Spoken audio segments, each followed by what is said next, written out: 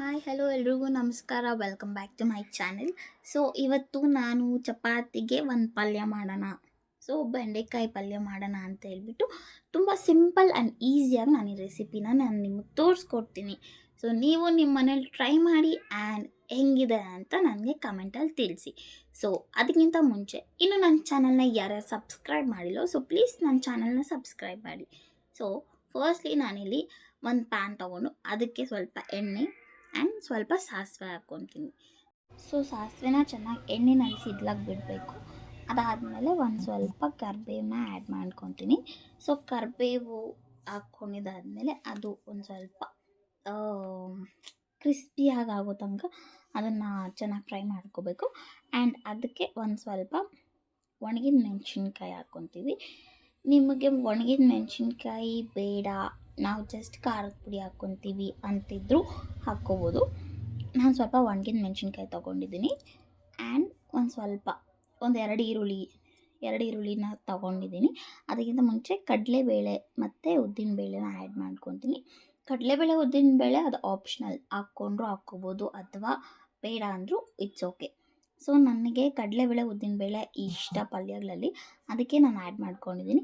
And ಈರುಳ್ಳಿ, ನಿಮಗೆ 2 ಈರುಳ್ಳಿ ಬೇಕಾ, 1 ಈರುಳ್ಳಿನ, ಅದು ನಿಮ್ಮ ಇಷ್ಟ. ನಾನು ಇಲ್ಲಿ 2 ಆನಿಯನ್ಸ್ ತೊಗೊಂಡಿದ್ದೀನಿ. ಸೊ 2 ಆನಿಯನ್ಸ್ನ ಹಾಕ್ಕೊಂಡು ಫುಲ್ ಗೋಲ್ಡನ್ ಬ್ರೌನ್ ಬರೋ ತನಕ ನಾವು ಅದನ್ನು ಚೆನ್ನಾಗಿ ಫ್ರೈ ಮಾಡ್ಕೋಬೇಕು. ಆ್ಯಂಡ್ ಒಂದು ಸ್ವಲ್ಪ ಸಾಲ್ಟನ್ನ ಸೇರಿಸ್ಕೋಬೇಕು.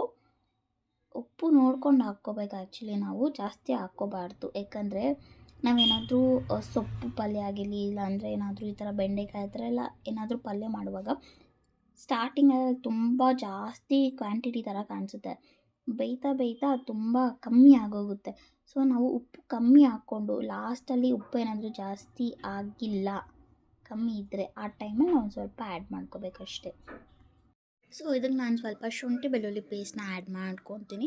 ಸೊ ನಾನು ಪಲ್ಯ ಮಾಡುವಾಗ ಎಲ್ಲ ಪಲ್ಯಗಳಿಗೂ ನಾನು ಶುಂಠಿ ಬೆಳ್ಳುಳ್ಳಿ ಪೇಸ್ಟ್ ಆ್ಯಡ್ ಮಾಡ್ಕೊತೀನಿ. ಆ್ಯಂಡ್ ಸ್ವಲ್ಪ ಅರಿಶಿನ ಪುಡಿ ಹಾಕ್ಕೋಬೇಕು. ಈ ಜಿಂಜರ್ ಗಾರ್ಲಿಕ್ ಪೇಸ್ಟ್ ಆ್ಯಡ್ ಮಾಡೋದ್ರಿಂದ ಅದು ಒಂದು ಟೇಸ್ಟ್ ಅನ್ನೋದು ಕೊಡುತ್ತೆ. ಸೊ ನಾನು ಏನೇ ಅಡುಗೆ ಮಾಡಲಿ ಎಲ್ಲದಕ್ಕೂ ಬೆಳ್ಳುಳ್ಳಿ ಯೂಸ್ ಮಾಡ್ತೀನಿ. ಸೊ ಇವನ್ ಅದು ತುಂಬ ಒಳ್ಳೆಯದು ಹೆಲ್ತಿಗೆ ಬೆಳ್ಳುಳ್ಳಿ. ಸೊ ನಾನು ಅದಕ್ಕೆ ಯೂಸ್ ಮಾಡ್ತೀನಿ. ಸೊ ಈರುಳ್ಳಿ ಅದೆಲ್ಲ ನೀಟಾಗಿ ಚೆನ್ನಾಗಿ ಬಾಯ್ಲ್ ಆದಮೇಲೆ ಬೆಂಡೆಕಾಯಿನ ನಾವು ಹಾಕ್ಕೋಬೇಕಾಗುತ್ತೆ. ಇದು ಫುಲ್ಲು ಅಂಟಾಗಿರುತ್ತೆ, ಫುಲ್ ಸ್ಟಿಕ್ಕಿ ಆಗಿರುತ್ತೆ. ಸೊ ಅದೆಲ್ಲ ನೀಟಾಗಿ ಹೋಗೋ ತನಕ ನಾವು ಚೆನ್ನಾಗಿ ಫ್ರೈ ಮಾಡ್ಕೋಬೇಕು.